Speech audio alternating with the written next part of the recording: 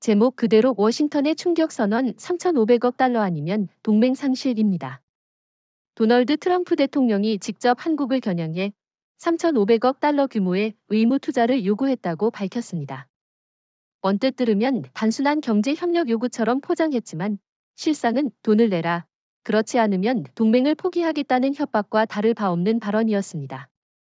문제는 이 요구가 단순한 수치의 문제가 아니라 동맹의 본질을 근본적으로 흔드는 성격을 지니고 있다는 점입니다. 동맹을 신뢰가 아니라 금액으로 저울질한다는 건 곧 동맹의 가치를 스스로 깎아내리는 행위이기도 하죠. 사실 3,500억 달러라는 금액은 한국 GDP의 20%에 해당하는 엄청난 수준입니다. 단순히 군사적 협력이나 투자의 차원을 넘어서 한 국가의 경제 구조를 사실상 통째로 장악하겠다는 의도에 가까워 보입니다. IMF 위기 때 강제로 구조 조정을 당하며 국민들이 거리에서 금을 모으던 장면을 아직도 기억하는 분들이 많습니다. 그런데 지금은 1997년과 다릅니다. 한국은 세계 반도체 1위, 배터리와 조선 분야의 핵심 강국으로 올라섰고 경제 체력도 훨씬 강해졌습니다. 트럼프 대통령의 요구는 IMF 때처럼 굴복하지 않을 것이라는 한국의 자신감을 오히려 더 공고히 만들어주고 있습니다. 그런데 여기서 한 가지 질문이 생깁니다. 왜 하필 지금 트럼프 대통령은 이런 요구를 꺼냈을까요? 미국 내부 경제가 흔들리고 있기 때문입니다. 인플레이션, 실업률 상승, 제조업 기반 붕괴 이 모든 위기를 한국의 자본으로 틈새 메우려는 의도가 숨어 있는 것이죠. 미국은 자국 내 반도체 생산을 키우겠다고 수천억 달러를 퍼붓고 있지만 인텔이나 마이크론이 한국 기업의 기술력을 따라잡지 못하는 현실을 누구보다 잘 알고 있습니다. 결국 한국의 자본과 기술 없이는 미국의 산업 패권 자체가 유지되지 않는다는 불안감이 이런 터무니없는 요구로 표출된 것이라고 볼 수 있습니다. 저는 여기에 한 가지 더 지적하고 싶습니다. 트럼프 행정부가 내세우는 이 요구가 사실상 경제적 식민지화 프로젝트라는 점입니다. 동맹이라는 이름을 내걸고 있지만 실제로는 한국이 피땀 흘려 일군 첨단 산업과 자본을 미국에 강제로 끌어들이려는 것이죠. 과거 일본이 조선을 수탈했던 것보다 훨씬 정교하고 치밀한 방식입니다. 그런데 흥미로운 건 한국이 이제 더 이상 과거처럼 무기력한 상태가 아니라는 사실입니다. 우리는 기술, 자본, 인력 모든 면에서 미국이 절실히 필요로 하는 파트너가 되었습니다. 오히려 이 상황은 한국이 협상 테이블에서 을이 아니라 갑이 될 수 있다는 걸 보여주고 있죠. 실제로 미국의 여러 주지사들이 이미 한국 대기업 본사를 찾아와서 투자를 유지해달라, 공장을 철수하지 말아달라라고 간청하는 모습이 언론에 보도되기도 했습니다. 조지아주 사태에서 드러났듯이 미국의 비합리적 정책은 한국 기업들을 자극했고 이제는 미국 쪽이 오히려 손을 내밀어야 하는 처지에 몰렸습니다. 만약 서울이 결단을 내려 투자를 철수하거나 제한한다면 실리콘밸리에서부터 자동차 산업, 나아가 국방 산업까지 연쇄적으로 멈춰 서게 될 겁니다. 이 사실을 모르는 미국 정치인은 없을 겁니다. 그렇다면 트럼프 대통령의 이 발언은 단순한 협박이라기보다는 오히려 미국의 절박함을 드러낸 자백에 가깝습니다. 그런데도 트럼프 대통령은 여전히 20세기식 협상 방식을 고집하고 있습니다. 마치 압박을 가하면 한국이 두 손 들고 따라올 것이라 생각하는 겁니다. 그러나 지금의 한국은 다릅니다. 대통령 이재명 정부는 굴욕적인 협상은 더 이상 없다는 원칙을 내세우고 있습니다. 그리고 국민 여론 역시 돈으로만 맺어진 동맹은 필요 없다는 쪽으로 기울고 있죠. 예전 같으면 미국의 압박에 흔들렸을 정치권조차도 이제는 차라리 독자 노선을 가야 한다는 목소리를 내고 있습니다. 이건 단순히 경제의 문제가 아니라 국가 자존심과 전략적 미래의 문제로 인식되고 있는 겁니다. 그렇다면 질문 하나 드리겠습니다. 만약 한국이 이번 요구를 단호히 거절한다면 미국은 실제로 동맹을 포기할까요? 제 생각에는 쉽지 않다고 봅니다. 동북아 전략에서 한국이 차지하는 군사적, 경제적 비중이 너무 크기 때문이죠. 일본이나 대만이 대체할 수 없다는 건 이미 증명됐습니다. 일본은 군사적 제한과 기술 정체로 발목 잡혀 있고 대만은 지정학적 위험이 너무 큽니다. 결국 미국은 한국을 포기할 수 없다는 현실 앞에서 스스로 한계를 인정하게 될 수밖에 없습니다. 저도 동의합니다. 오히려 이번 발언은 한국의 협상력이 얼마나 커졌는지를 보여주는 사례입니다. 미국이 진정으로 두려워하는 건 한국의 탈미국화일 겁니다. 만약 한국이 핵 개발을 독자적으로 추진하거나 유럽, 러시아와 손을 잡는다면 미국의 동북아 전략은 순식간에 무너집니다. 트럼프 대통령은 이를 누구보다 잘 알기에 과격한 요구를 던지며 시험하고 있는 것이죠. 하지만 그 결과는 정반대가 될 가능성이 큽니다. 한국은 더 이상 겁먹지 않고 오히려 조건을 제시하며 주도권을 쥐게 될 겁니다. 그동안 한국은 미국의 압박 앞에서 주로 경제적 양보를 선택해왔습니다. 하지만 이번에는 전혀 다른 모습이 드러났습니다. 한국 정부, 특히 이재명 대통령은 처음으로 핵심적인 안보 카드를 협상 테이블에 올려놓았습니다. 바로 우라늄 농축과 사용 후 핵연료 재처리에 대한 제한 완화를 요구한 것입니다. 이는 단순한 기술적 문제를 넘어서 한국이 독자적으로 핵무기를 가질 수 있는 가능성을 열어두겠다는 의미와도 직결됩니다. 그동안 미국이 가장 두려워했던 바로 그 시나리오가 현실화될 수 있는 문이 열린 것이죠. 사실 한국은 이미 세계적인 원자력 기술 강국입니다. APR-1400 같은 차세대 원전 기술을 보유했고 중동과 유럽에도 수출을 성공적으로 진행했습니다. 그런데도 정작 우리에게 필요한 우라늄 농축과 재처리 권한은 미국의 압력 때문에 수십 년간 제한되어 왔습니다. 이번에 한국이 이를 정식으로 협상 테이블에 올렸다는 건 단순한 반격이 아니라 더 이상 일방적 종속 관계를 용인하지 않겠다는 선언과 같습니다. 저는 개인적으로 이 조치가 아주 전략적이라고 봅니다. 왜냐하면 한국이 핵카드를 꺼내든 순간 미국은 더 이상 경제적 요구만 내세울 수 없게 되니까요. 그렇지만 반론도 있습니다. 일부 보수 언론에서는 한국이 핵 문제를 꺼내면 미국과의 관계가 걷잡을 수 없이 악화될 수 있다는 우려를 내놓고 있죠. 과연 미국이 한국의 이런 요구를 받아들일까요? 저는 오히려 미국이 함부로 거절하지 못할 것이라고 생각합니다. 왜냐하면 지금 상황에서 한국이 핵개발 독자 노선으로 간다면 동북아 전체의 안보 구조가 무너지고 일본이나 중국까지 군비 경쟁으로 뛰어들 수밖에 없기 때문입니다. 결국 미국은 한국을 설득하는 쪽을 택할 수밖에 없습니다. 그 지적은 타당합니다.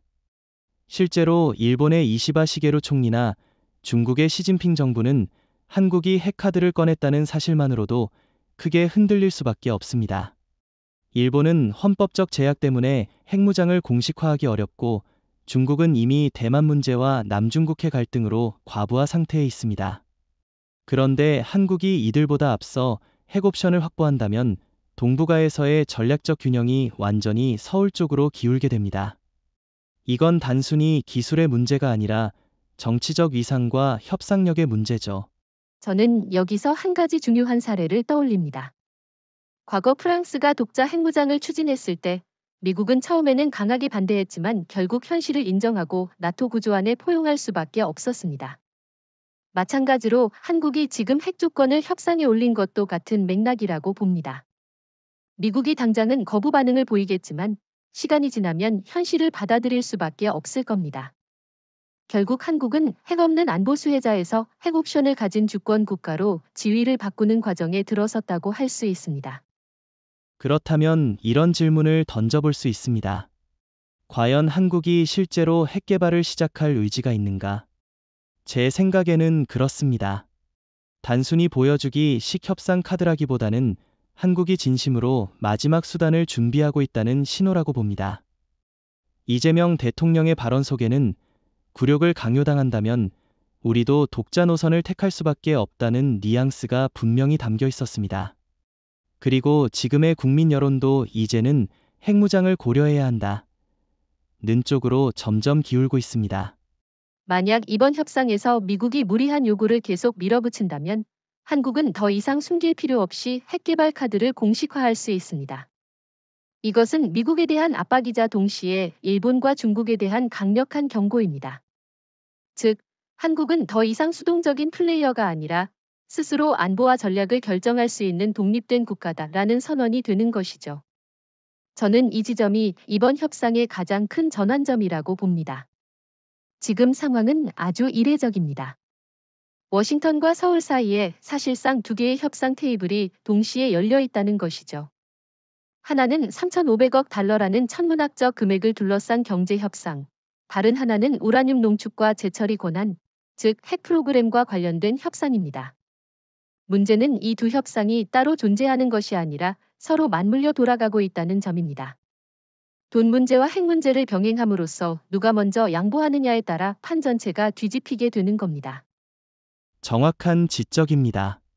지금 워싱턴은 돈을 내라라는 경제 협상을 앞세우고 있지만 서울은 그에 맞서 핵 옵션을 풀라라는 안보 협상을 병행하고 있습니다.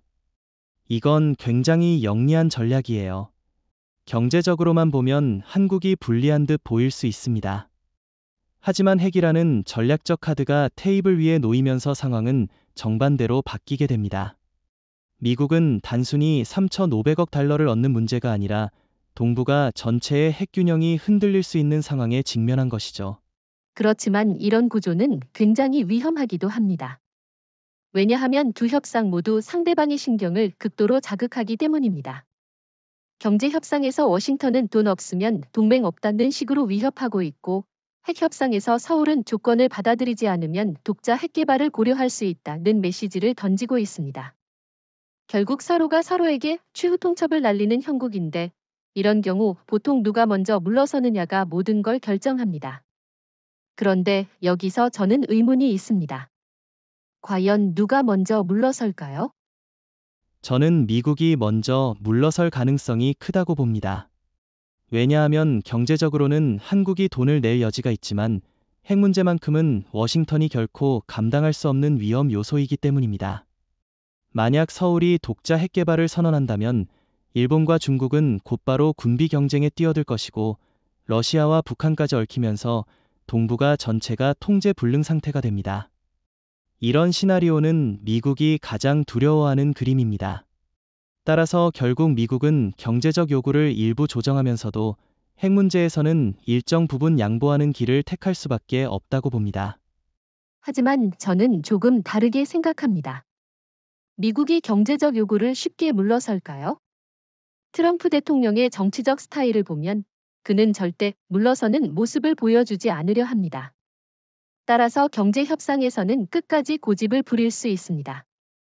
대신 그가 타협할 수 있는 여지가 바로 핵 문제일 수 있습니다. 예를 들어 전면적인 농축과 재처리는 허용하지 않더라도 제한적 연구 권한이나 공동개발 형식의 부분적 허용을 내줄 가능성이 있다는 거죠.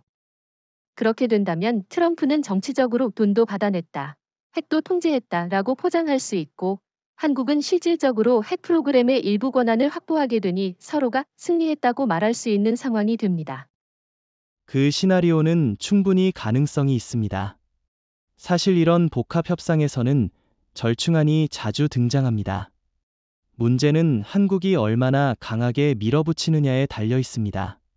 만약 서울이 경제 협상에서 먼저 양보한다면 워싱턴은 핵 문제에서도 절대 양보하지 않을 겁니다. 하지만 반대로 서울이 경제 협상에서는 버티면서 핵 문제를 전면에 내세운다면 미국은 결국 안보 불안이라는 이유로 타협할 수밖에 없습니다. 이 점에서 저는 한국이 이번에 보여준 강경한 태도가 굉장히 중요하다고 생각합니다. 여기서 우리가 주목해야 할 점은 바로 일본과 중국의 태도입니다. 일본의 이시바 총리와 중국의 시진핑 주석은 한국이 핵 조건을 협상에 올린 것 자체에 불안을 감추지 못하고 있습니다.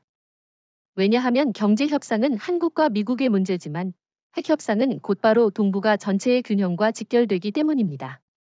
한국이 이 두 협상을 병행하면서 사실상 일본과 중국까지 동시에 압박하는 효과를 내고 있다는 점이 흥미롭습니다. 결국 이 상황은 한국에게는 위기이자 기회입니다.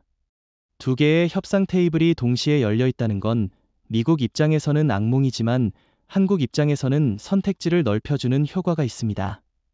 경제적으로 양보하느냐, 아니면 핵 프로그램을 진전시키느냐, 혹은 둘 다 절충하느냐, 이 모든 가능성이 열려 있죠. 중요한 건 서울이 주도권을 쥐고 있다는 사실입니다. 이제 더 이상 워싱턴이 일방적으로 명령을 내리는 구조가 아니라 한국이 조건을 내걸고 선택지를 던지는 구조로 바뀐 겁니다. 오늘은 IMF 1997의 망령과 2025년의 그림자라는 제목으로 이야기해 보겠습니다. 트럼프 대통령이 3,500억 달러라는 요구를 내세운 배경에는 한국이 IMF 위기를 겪었던 1997년의 기억을 다시 꺼내 협상 카드로 쓰려는 의도가 숨어 있습니다. 미국은 한국은 위기에 취약하다. 큰돈이 걸리면 결국 굴복할 수밖에 없다라는 식으로 판단하고 있는 것이죠. 하지만 지금 2025년의 한국은 1997년의 한국과는 완전히 다릅니다. 그때는 외환 보유액이 바닥나고 금융 시스템이 무너져 국민들이 거리에서 금 모으기에 나서야 했지만 지금은 세계 10위권 경제 강국이자 반도체, 배터리, 조선 같은 전략 산업에서 글로벌 공급망을 주도하는 나라로 성장했습니다. IMF 시절을 직접 겪은 세대라면 지금 트럼프의 발언을 들으며 분노를 느낄 겁니다. 당시 미국과 IMF가 강제했던 구조조정은 사실상 한국 기업을 헐갑에 외국 자본에 넘기게 만든 경제적 수탈이었습니다. 그런데 트럼프 대통령은 아직도 그때의 기억을 끌어와 한국은 위기에 약하다. 돈을 더 요구하면 결국 무릎을 꿇는다. 라는 구시대적 발상을 하고 있는 것이죠. 하지만 지금 한국은 외환 보유액 4천억 달러 이상을 보유하고 있고 글로벌 무역 흑자 구조를 유지하고 있으며 심지어 달러 대신 원화와 유로, 이안화, 루블 등 다변화를 추진하고 있습니다. 과거의 망령을 들이대며 협박하는 방식은 이제 통하지 않습니다. 그런데 워싱턴은 여전히 한국을 90년대 신흥국 정도로 오판하는 것 같습니다. 그 증거가 바로 최근 미국 재무부가 흘린 보고서인데 거기서는 한국이 3,500억 달러를 미국에 투자하지 않으면 금융 불안이 올 것처럼 묘사했습니다. 하지만 현실은 정반대입니다. 만약 한국이 투자를 거부하고 오히려 미국 자산을 매각하거나 공급망을 차단한다면 타격을 입는 건 한국이 아니라 미국일 겁니다. 실리콘밸리의 반도체 공급망이 멈추고 전기차 배터리 공장이 가동 중단되면 글로벌 금융시장에서 달러가 흔들릴 수밖에 없습니다. IMF의 망령으로 위협하던 미국이 오히려 금융위기의 진원지가 될 수 있는 상황이 된 것이죠. 여기서 흥미로운 점은 한국 내부에서도 혹시 1997년 같은 위기가 다시 올 수 있지 않을까? 라는 불안을 자극하는 목소리가 있다는 겁니다. 일부 보수 언론과 미국 친화적 전문가들이 미국 요구를 거부하면 금융시장이 무너질 것이라고 말하는데 사실 이는 근거가 약합니다. 1997년 당시 한국 경제는 과잉 차입과 취약한 기업 구조 때문에 IMF의 조건을 받아들일 수밖에 없었지만 지금은 상황이 다릅니다. 삼성전자 한 기업의 현금성 자산만 해도 당시 한국 전체 외환 보유액을 넘어서는 수준입니다.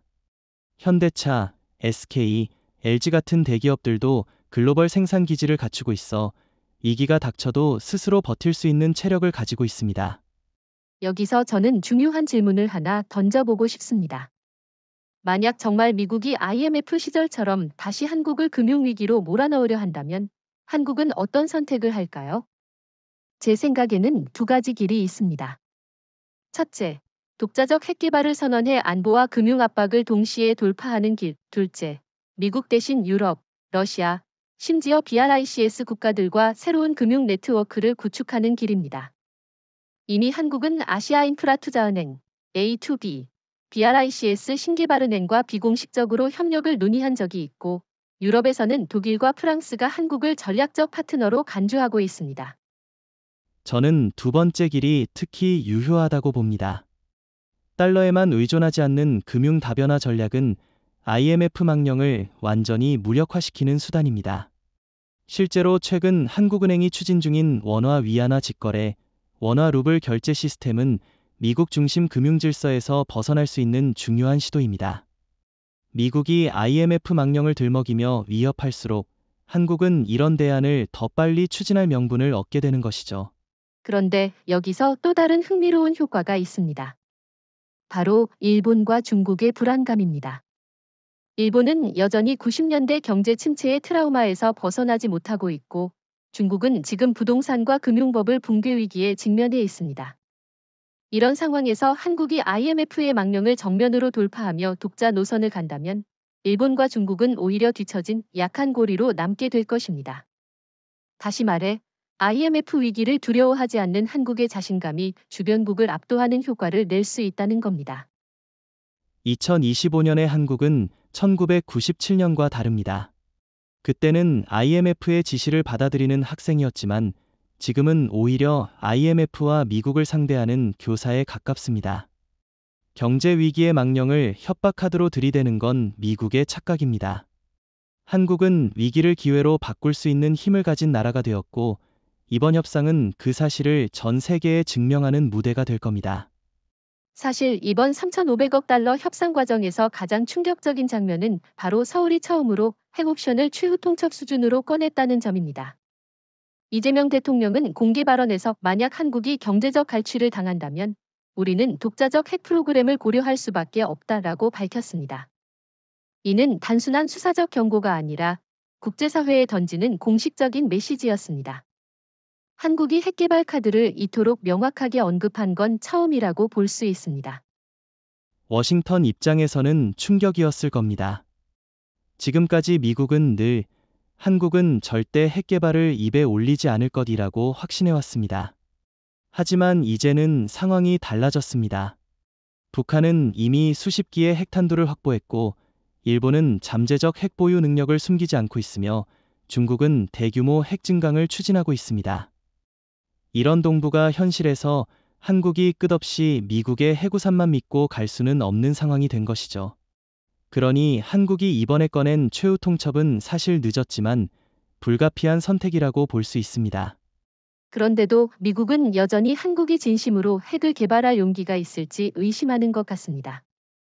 일부 미국 싱크탱크에서는 한국은 경제적 이해관계 때문에 결국 물러설 것이다 라는 보고서를 내놓고 있죠. 하지만 저는 이게 심각한 오판이라고 생각합니다. 이미 여론조사에서 한국 국민의 과반수가 독자 핵무장에 찬성하는 것으로 나타났습니다. 특히 40대 이상 세대는 북한 핵 위협을 체감해왔고 일본이 중국의 군비 확장도 목격해왔기 때문에 우리도 핵을 가져야 한다는 공감대가 확산되고 있습니다. 그리고 실제로 한국은 기술적 능력을 이미 확보하고 있습니다. 원자로 설계, 우라늄 농축, 고속로 기술, 미사일 운반 체계까지 사실상 몇 년 내에 핵무기를 보유할 수 있는 잠재력을 가진 나라입니다. 미국이 이를 가장 잘 알면서도 지금까지 억눌러왔던 것이죠.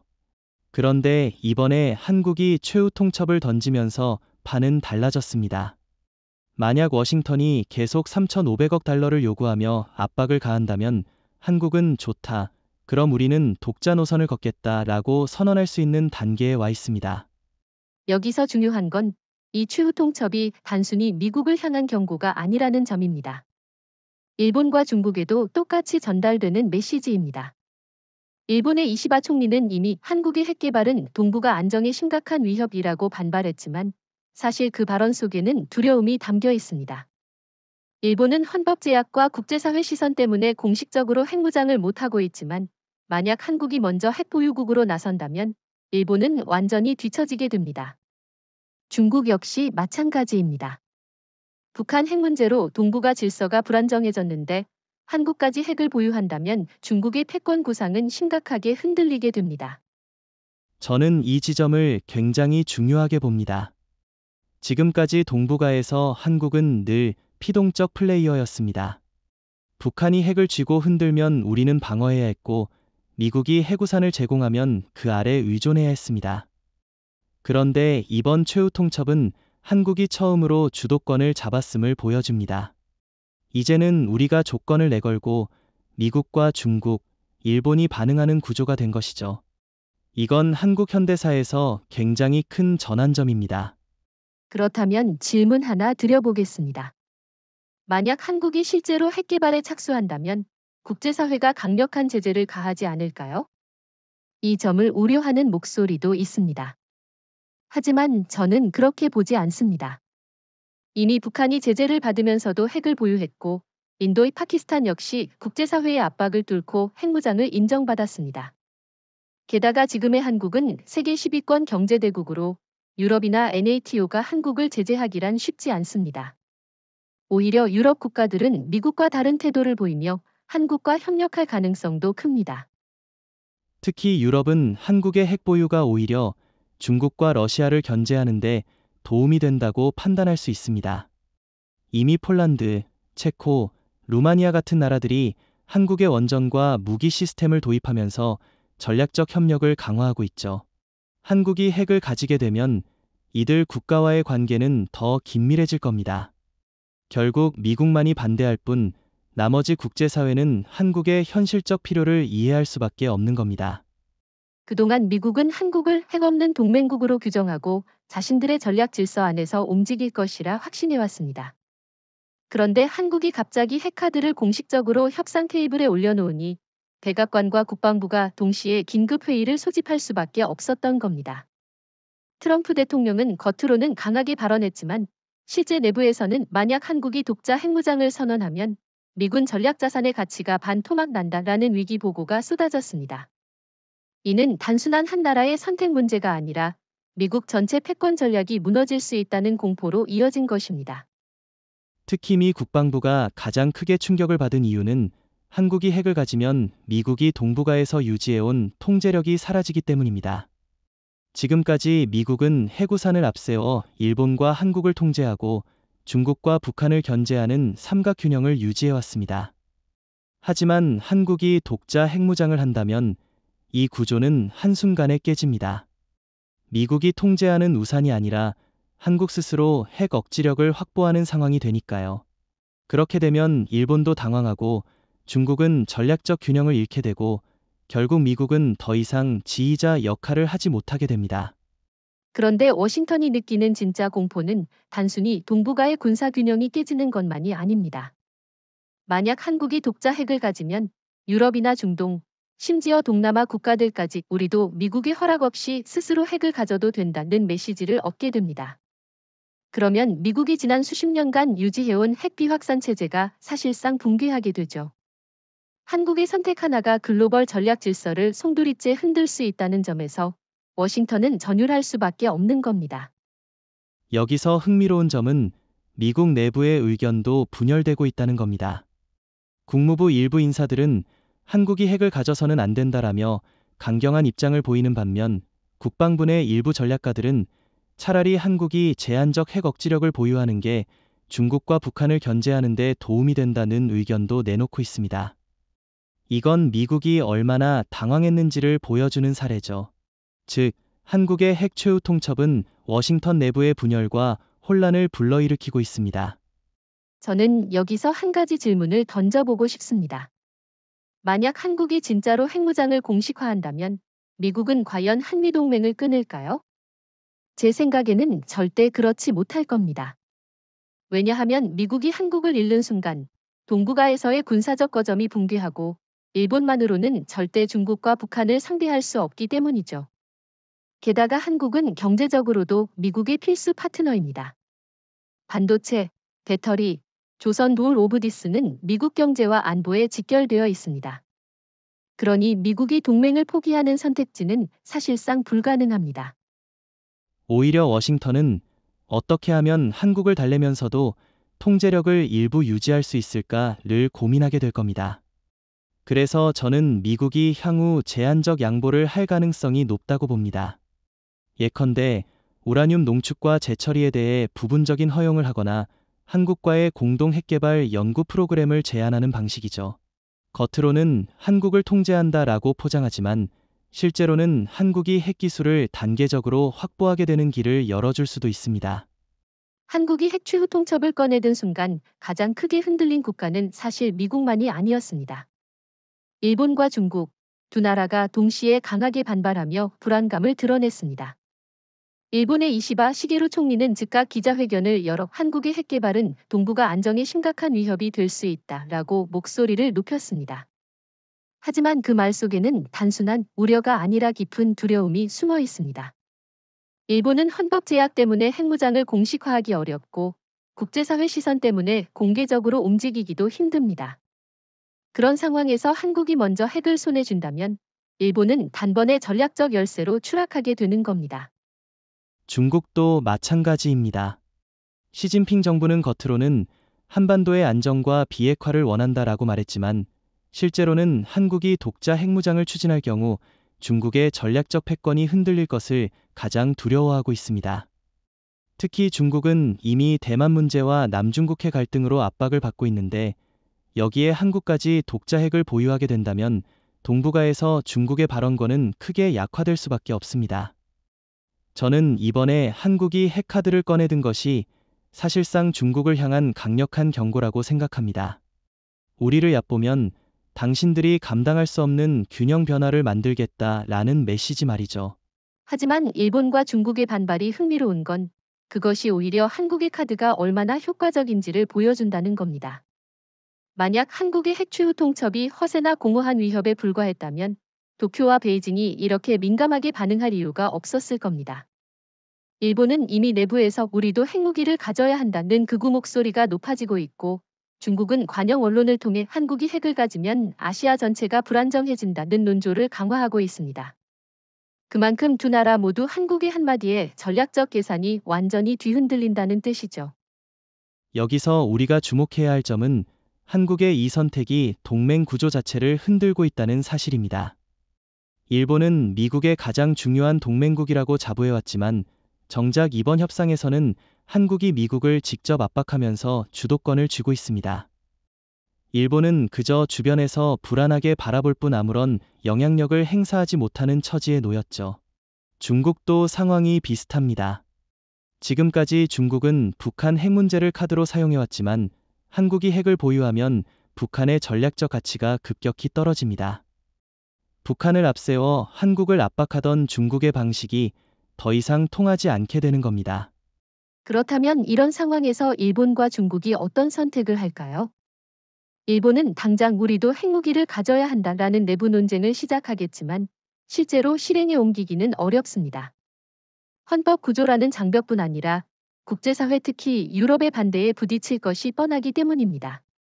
중국은 한국이 핵을 가지면 군사적 대응을 강화하겠다라고 위협할 수 있지만 이미 경제 침체와 내부 불만으로 인해 장기적인 군비 확장은 부담이 될 수밖에 없습니다.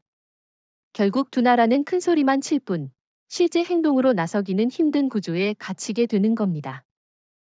저는 이 점에서 한국의 전략적 우위를 다시 확인할 수 있다고 봅니다. 일본과 중국이 동시에 불안해한다는 건 한국이 비로소 진정한 게임 체인저가 되었음을 의미합니다. 미국과의 협상에서 핵카드를 올린 것만으로도 한국은 이미 동북아의 전략 균형을 뒤흔드는 중심축이 되었습니다. 일본과 중국은 이제 한국의 결정을 따라가야 하는 입장으로 전락했습니다. 이건 불과 20년 전만 해도 상상하기 어려웠던 변화입니다. 사실 한국은 오랫동안 원자력 기술을 민간 영역, 즉 발전과 의료, 산업용으로만 활용해왔습니다. 하지만 이제 상황이 달라졌습니다. 이미 한국은 세계적인 원전 수출 강국으로 자리 잡았고 APR-1400 같은 최첨단 원자로를 아랍에미리트 등 중동에 수출에 성공을 거둔 경험을 가지고 있습니다. 이 말은 곧 우리가 마음만 먹으면 민간 핵기술을 군사적 목적으로 빠르게 전환할 수 있다는 뜻이 됩니다. 한국은 단순히 핵을 처음부터 새로 개발해야 하는 나라가 아니라 이미 기반과 인프라를 모두 확보한 상태에서 버튼만 누르면 전환 가능한 나라라는 점이 중요합니다. 예를 들어 우라늄 농축이나 사용 후 핵연료 재처리 같은 기술은 그동안 미국의 압력 때문에 공식적으로 막혀 있었지만 연구 역량 자체는 이미 충분히 쌓여 있습니다.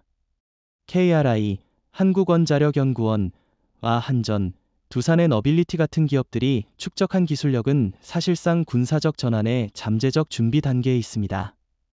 또 미사일 운반 체계도 이미 현무5, 현무6 같은 초대형 탄도미사일을 보유한 상황이기 때문에 핵탄두만 얹으면 바로 전략무기로 전환할 수 있는 토대가 마련돼 있습니다. 이건 일본이나 중국과 비교했을 때도 한국만의 독보적 강점입니다.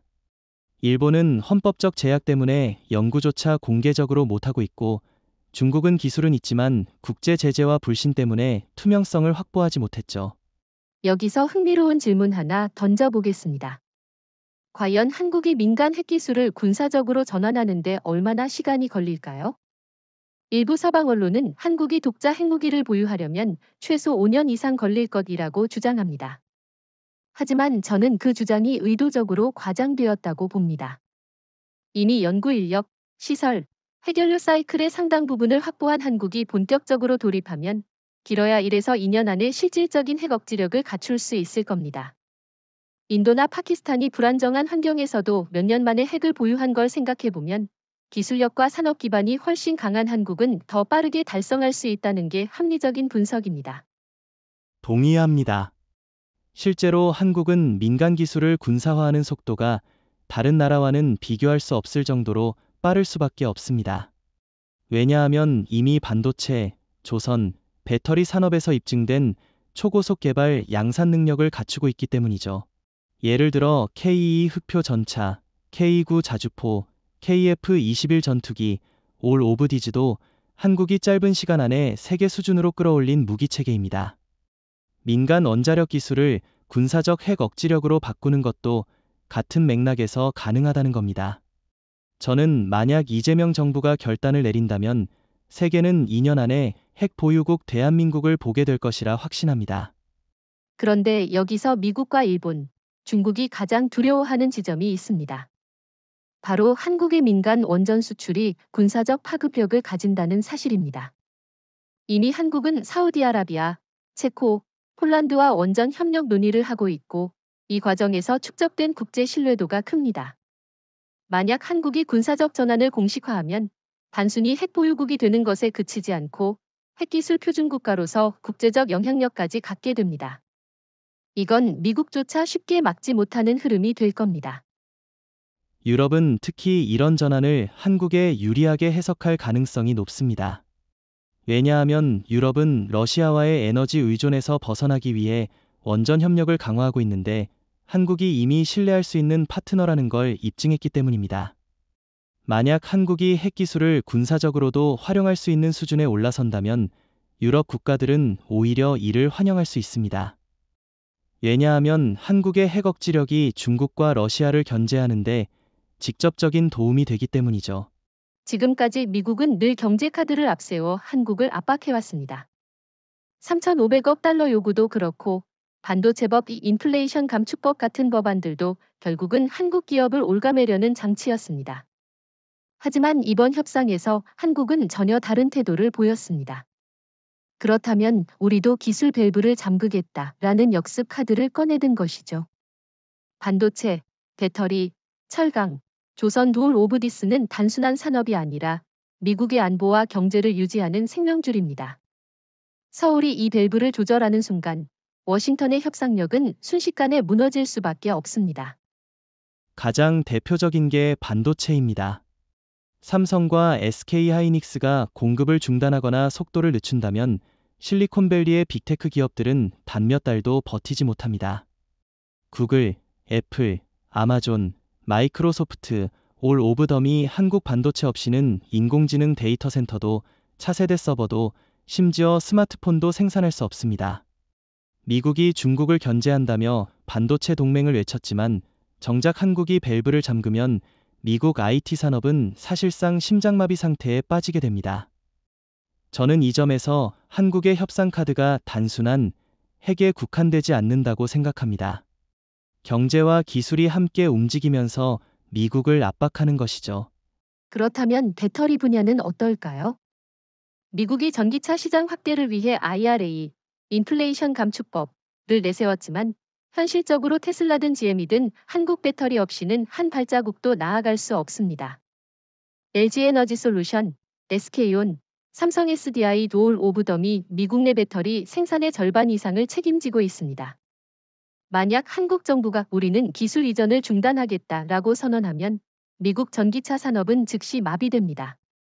트럼프 대통령이 아무리 미국 우선주의를 외쳐도 결국 밸브를 쥐고 있는 건 한국이라는 겁니다. 철강과 조선 분야도 빼놓을 수 없습니다. 포스코와 현대제철의 고급 철강이 없으면 미국의 항공기, 전투기, 심지어 잠수함조차 제대로 만들 수 없습니다. 조선 분야는 더 심각합니다. 미국은 자국 해군 함정을 스스로 제대로 건조하지 못하고 한국과 일본에 의존해왔습니다. 그런데 일본은 비용과 기술 경쟁력에서 뒤처지고 있고 중국은 적국인이 불가능합니다. 결국 미국이 믿을 수 있는 유일한 파트너는 한국뿐입니다. 만약 서울이 우리는 더 이상 미국의 요구를 받아들일 수 없다라며 기술 밸브를 잠그면 미 해군의 함대력은 순식간에 붕괴할 수밖에 없습니다. 여기서 중요한 질문을 던져보겠습니다. 미국이 정말 한국을 압박할 수 있는 위치에 있는가? 아닙니다. 오히려 한국이 미국을 압박할 수 있는 구조로 바뀌었습니다. 이번 3,500억 달러 요구에 대해 한국 정부가 그렇다면 우리도 공급을 재조정하겠다라고 맞서자 워싱턴 내부에서조차 혼란이 일어났습니다. 일부 의원들은 한국이 협조하지 않으면 우리의 산업 전략 자체가 무너진다라는 경고를 쏟아냈습니다. 저는 이것이 바로 경제적 역습의 위력이라고 봅니다. 한국은 더 이상 받기만 하는 약자가 아니라 기술 밸브를 손에 쥐고 역공할 수 있는 강자가 된 겁니다. 그런데 흥미로운 건 일본과 중국의 반응입니다. 일본은 속으로는 한국이 밸브를 잠그면 미국이 흔들리니 우리에게 기회가 올 수 있지 않을까 라는 기대를 하지만 현실은 불가능합니다. 일본 기업들은 이미 기술력에서 한국에 뒤처졌고 글로벌 공급망에서 신뢰를 잃었습니다. 중국 역시 대체 공급자로 나서고 싶어 하지만 미국과의 갈등으로 사실상 배제되어 있습니다. 결국 밸브를 조절할 수 있는 나라는 한국뿐이고 미국도 그 사실을 잘 알고 있습니다. 사실 이번 3,500억 달러 협상과 핵추후 통첩은 단순히 한미 양자 관계의 문제가 아니라 이미 대서양을 건너 유럽까지 흔들어 놓고 있습니다. 이유는 지금 이 사태를 단순한 동북아 안보 문제로 보지 않습니다. 오히려 한국이 독자적으로 핵 옵션과 기술 밸브를 동시에 손에 쥔 순간 자신들의 안보와 경제에도 직접적인 영향을 미칠 수 있다고 보고 있습니다. 특히 NATO 내부에서는 한국과 손을 잡아야 한다는 세력과 미국과 보조를 맞추자는 세력이 갈라지기 시작했습니다. 이건 곧 NATO의 균열로 이어질 수 있습니다. 이미 독일과 프랑스는 공개적으로 한국과의 협력을 강화하겠다는 메시지를 내놓고 있습니다. 독일은 방산 분야에서 K2 전차, K9 자주포를 도입하려는 논의를 진행하고 있고 프랑스는 원전 협력과 반도체 협력을 동시에 검토하고 있습니다. 이들 국가 입장에서는 미국이 한국을 압박하면 오히려 자신들에게 기회가 생긴다고 보는 것이죠. 한국이 미국의 등을 돌리면 유럽이 그 공백을 채울 수 있다고 계산하는 겁니다. 반면 영국이나 폴란드 같은 나라들은 여전히 미국과 보조를 맞추려는 태도를 보이고 있습니다. 이런 차이가 결국 NATO의 분열을 가속화시키고 있습니다. 그런데 여기서 흥미로운 건 유럽이 한국을 단순한 무기 공급국이나 투자 파트너로만 보는 게 아니라는 점입니다. 이제는 한국을 전략적 억지력의 새로운 축으로 인식하기 시작했습니다. 만약 한국이 독자 핵 억지력을 확보하면 NATO의 동아시아 파트너십 구조가 완전히 달라집니다. 지금까지는 일본이 유럽과의 주요 창구 역할을 해왔지만 이제는 한국이 더 신뢰할 수 있는 파트너로 떠오른 겁니다. 일본은 헌법적 제약 때문에 실제 군사적 행동에서 제약이 많고 중국과의 이해관계로 인해 유럽의 불안 요인이 됩니다. 반면 한국은 이미 우크라이나 전쟁 지원을 통해 유럽이 원하는 즉각적이고 신뢰할 수 있는 파트너라는 이미지를 구축했습니다. 저는 이 지점이 매우 중요하다고 봅니다. NATO는 지금 내부적으로도 우크라이나 전쟁 부담 때문에 균열이 커지고 있습니다. 이런 상황에서 한국이 새로운 안보 옵션을 제시하면 유럽은 미국과 달리 이를 기회로 해석할 가능성이 큽니다. 예를 들어 폴란드는 이미 한국산 무기를 대규모로 도입하면서 미국보다 한국에 더 의존하고 있습니다. 체코, 루마니아도 같은 흐름을 보이고 있죠. 이런 흐름이 쌓이면 NATO 내부에서 우리는 한국과 더 긴밀히 협력해야 한다는 목소리가 커질 수밖에 없습니다. 결국 미국의 독점적 영향력이 약화되는 결과가 나타날 겁니다. 그렇다면 질문 하나 드리겠습니다. 만약 유럽이 실제로 한국과의 협력을 강화하면 미국은 어떤 태도를 취할까요? 제 생각에는 매우 복잡한 상황에 빠질 겁니다. 미국은 표면적으로는 동맹 간 협력을 환영한다라고 말하겠지만 실제로는 한국이 유럽과 독자적 안보 네트워크를 구축하는 걸 두려워할 겁니다. 왜냐하면 그 순간 한국은 단순히 미국의 보호를 받는 동맹이 아니라 미국과 유럽을 동시에 상대할 수 있는 독립된 축으로 자리 잡게 되기 때문이죠. 저도 동의합니다. 사실 유럽이 지금 한국을 바라보는 시선은 단순히 군사 협력을 넘어섭니다. 반도체, 배터리, 원전, 올 오브 디즈 분야에서 한국은 유럽이 필요로 하는 기술을 제공할 수 있습니다. 이는 미국이 독점해온 기술 패권을 한국이 유럽과 공유하는 형태로 바뀔 수 있다는 뜻입니다. 저는 이것이야말로 NATO 균열의 진짜 본질이라고 봅니다. 한국이 경제, 기술, 안보를 동시에 제공할 수 있는 파트너로 떠오른 순간 미국의 리더십은 자연스럽게 약화될 수밖에 없습니다. 사실 3,500억 달러 요구는 단순히 한 나라와 한 나라 사이의 작은 문제로 보일 수 있습니다. 그러나 국제금융시장 입장에서 보면 이건 달러 패권에 대한 근본적인 도전으로 이어질 수 있는 사안입니다. 미국은 한국에 거대한 현금을 요구함으로써 자국 금융 시스템을 안정시키려 했습니다. 하지만 이 요구가 공개되는 순간 글로벌 투자자들은 정반대로 반응했습니다. 미국이 스스로 돈줄이 막혀 한국에 손을 벌리고 있다는 인식이 확산된 것이죠. 이건 달러가 더 이상 안전통화가 아닐 수 있다는 불안으로 직결됩니다. 실제로 최근 뉴욕 월가에서는 한국발 뉴스가 전해질 때마다 환율과 금리가 요동치고 있습니다. 과거 IMF 위기 때는 한국의 불안이 시장을 흔들었다면 지금은 거꾸로 한국의 강경한 태도가 달러 가치를 흔들고 있습니다. 만약 한국이 미국 요구를 거절하면 삼성과 현대, SK, LG가 미국 내 투자를 축소하면 그 순간 미국 자산 시장은 어떻게 될까? 라는 질문이 쏟아지고 있는 겁니다. 불과 20년 전만 해도 상상하기 어려운 장면이 이제 현실이 된 겁니다. 여기서 중요한 포인트가 있습니다. 한국은 지금 원화의 국제화를 조심스럽게 추진하고 있습니다. 이미 아시아 여러 나라들과 통화 스와프를 확대했고 최근에는 BRICS 신개발은행과의 협력 가능성까지 논의되고 있습니다. 만약 한국이 이번 협상에서 달러 의존도를 줄이는 선택을 한다면 이는 단순히 미국과의 갈등을 넘어서 세계 금융 질서에 엄청난 균열을 불러옵니다. 달러가 아니라 원화, 유로, 위안화, 루블 롤 오브 디즈가 새로운 결제 통화로 부상할 수 있기 때문이죠. 저는 바로 이 점 때문에 트럼프 대통령이 한국을 두려워한다고 생각합니다. 미국은 지금 인플레이션과 재정 적자 때문에 달러에 대한 신뢰를 지키는 것이 무엇보다 중요합니다. 그런데 한국이 핵카드와 함께 우리는 달러 의존도를 낮출 수 있다라는 메시지를 던지니 워싱턴은 당황할 수밖에 없는 거죠. 한국은 이제 단순히 안보 동맹이 아니라 달러 패권의 존립에도 직접적인 영향을 미치는 변수가 되어버렸습니다. 그렇다면 질문 하나 드리겠습니다. 만약 한국이 실제로 달러 의존을 줄이고 일부 결제를 원화나 유로로 돌린다면 국제시장은 어떻게 반응할까요? 제 생각에는 단기적으로는 불안정이 커지겠지만 장기적으로는 새로운 균형을 만들어낼 수 있다고 봅니다. 예를 들어 한국이 유럽과 원전이 반도체 거래를 유로화로 진행한다면 이는 곧 유로화의 위상을 강화하고 달러의 독점적 지위를 흔드는 효과를 낳습니다. 동시에 원화가 일정 부분 국제화되는 길을 열어줄 수도 있습니다. 저도 동의합니다. 실제로 최근 아시아 금융권에서는 원화 표시 채권에 대한 수요가 꾸준히 늘고 있습니다. 한국 경제의 안정성과 기술력에 대한 신뢰가 반영된 결과죠. 만약 한국이 이번 협상에서 미국의 압박을 정면으로 거부하고 대신 원화 기반의 금융 전략을 강화한다면 달러의 흔들림은 피할 수 없을 겁니다.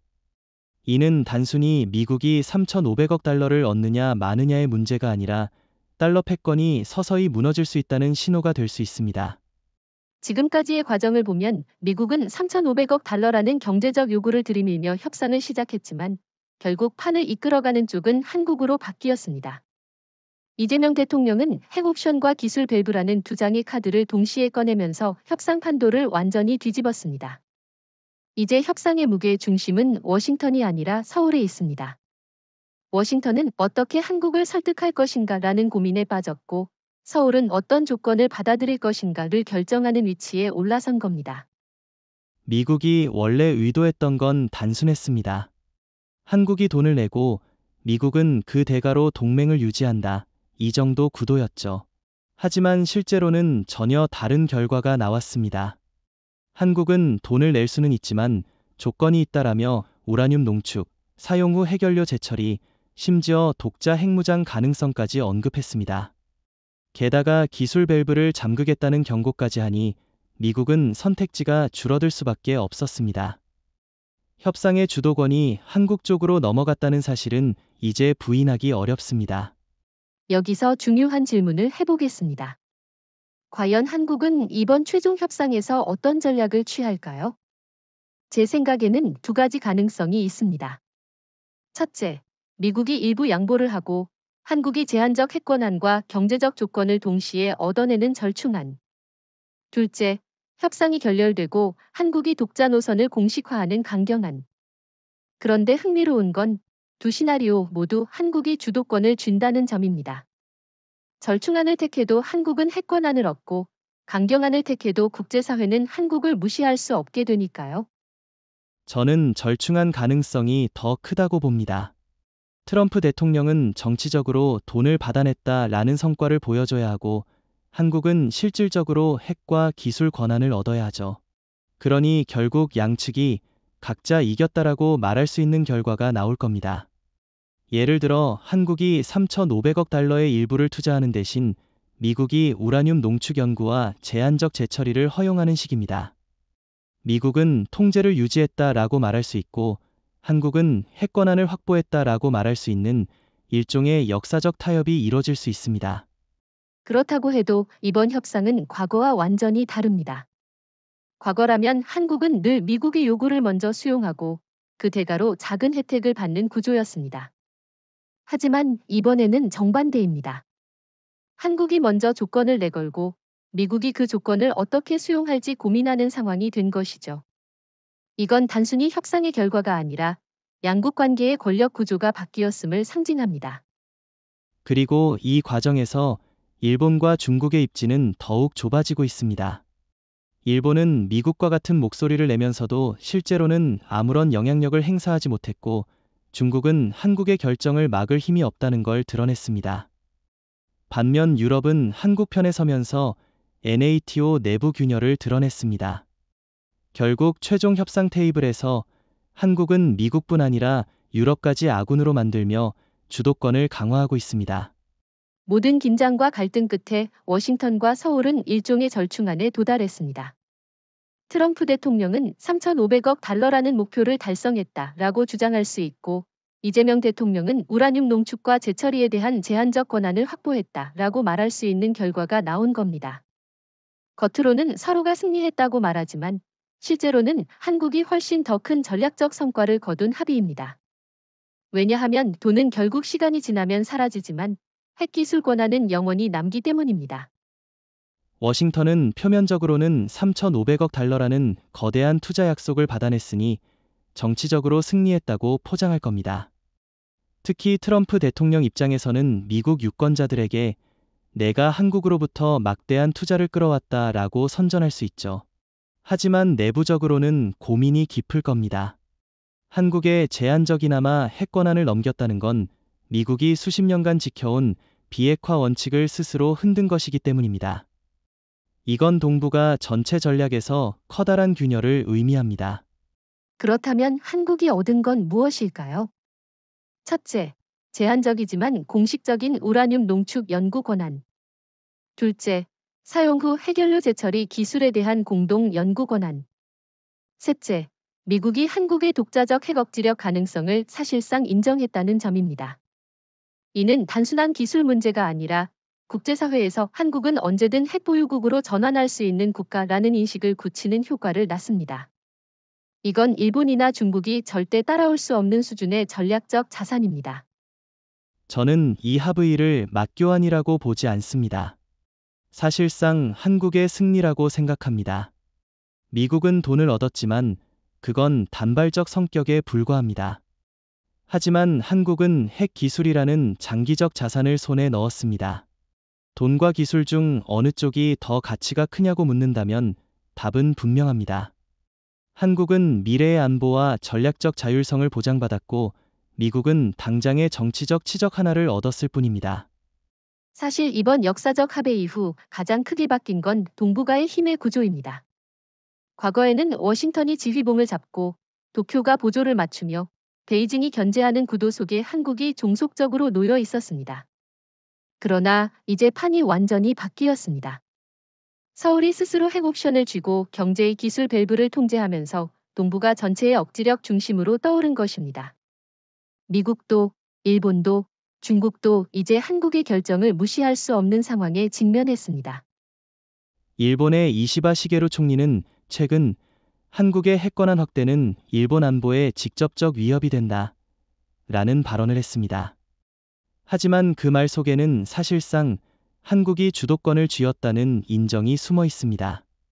일본은 헌법 구조 때문에 독자 핵무장을 공식적으로 추진하기 어렵고 경제적으로도 한국에 뒤처지고 있습니다.